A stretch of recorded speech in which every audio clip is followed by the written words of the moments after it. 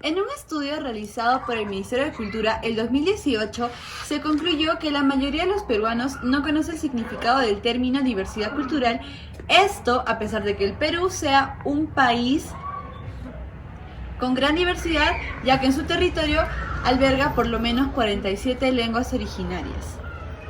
De este modo, según Balki, se designarían términos como cholos o negros, por ejemplo, a las personas que presentan costumbres distintas a las de la mayoría de la sociedad.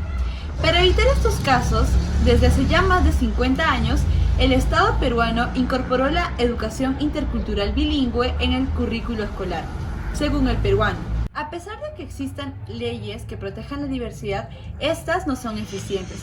En tal sentido, las personas podrían ignorarla y, en algunos casos, atacarla. Por eso, yo opino que es fundamental que el Estado promueva el uso y valoración de las lenguas originarias en el ámbito educativo en el Perú. Por un lado, en los países en donde no se propició una eficiente política de educación intercultural bilingüe, las lenguas originarias poseen menos prestigio y una menor cantidad de hablantes. Se presentan tres ejemplos. En primer lugar, en Argentina, debido a la guerra de la Triple Alianza, un sector del territorio paraguayo pasó a formar parte de Argentina. En tal sentido, el entonces presidente Bartolomé Mitre no permitiría que en su país se hable la lengua del enemigo, es decir, el guaraní.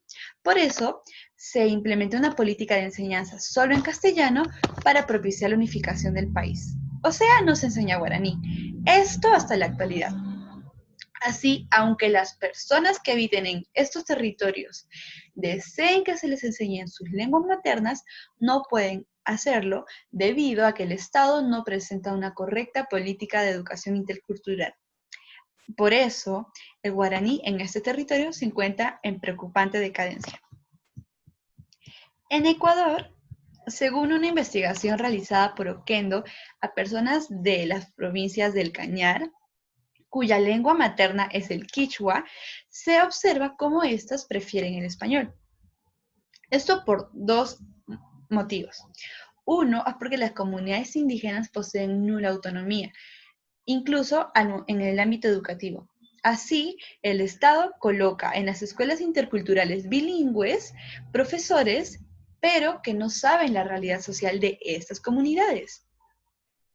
Debido a esto, existe una deplorable implementación de EIP. Los infantes en etapa escolar prefieren aprender el castellano y se está optando así por un monolingüismo de esta lengua. Además, el español es observado como un medio para mejorar su calidad de vida. Por todo lo expuesto, se puede manifestar que el quichua está perdiendo prestigio y cantidad de hablantes.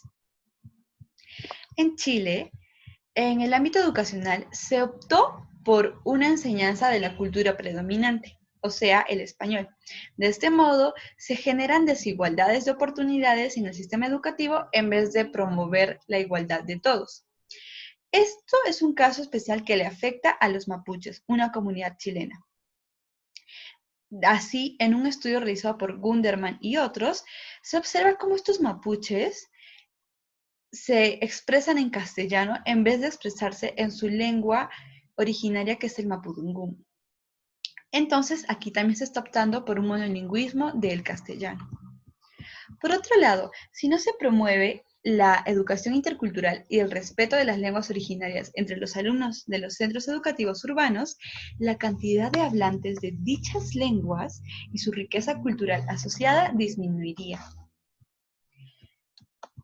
Según Inescudó, las personas de los ámbitos rurales empiezan a migrar a los centros urbanos debido a la violencia política, para buscar una mejor calidad de vida, etc. Sin embargo, siguen haciendo estas migraciones.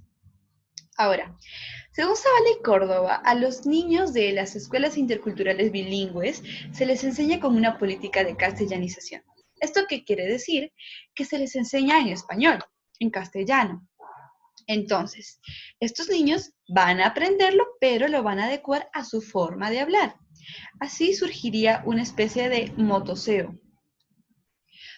En adición a esto, en una investigación realizada por Mesía a niños de colegio, de un colegio limeño de quinto secundaria, se observa cómo estos diferencian el buen hablar del mal hablar. El buen hablar son los que presentan un léxico variado, los que conocen el término, el significado de los términos, los que leen demasiado. Entonces, si se analiza el hablar de los niños de E y B sería una especie de mal hablar, entre comillas, entonces se evaluaría cómo existirían unos casos eventuales de discriminación al colocar a estos niños o a los hablantes de E y B, a los niños que se les enseña en E y B, cómo se les coloca inferiormente respecto a los que poseen un buen hablar para los niños de los colegios urbanos. En las universidades existe una ley general de educación. No obstante, esta ley no se cumple. ¿Qué promulga la ley? Que todos tienen que ser educados de manera igual sin importar su raza, religión o cualquier otra índole. No obstante, se observa como el plan de educación universitario no está bien estructurado para albergar estudiantes de otras lenguas. Esto se evidencia más claramente en el caso de una estudiante aborigen de la Universidad Nacional Mayor de San Marcos, la cual expresa que es difícil asimilar lo que le dicen los profesores y lo que le dicen las lecturas, ya que estos presentan un léxico muy complicado y difícil de comprender. Por lo expuesto anteriormente, reafirmo que es importante que el Estado promueva el uso y valoración de las lenguas originarias en la educación.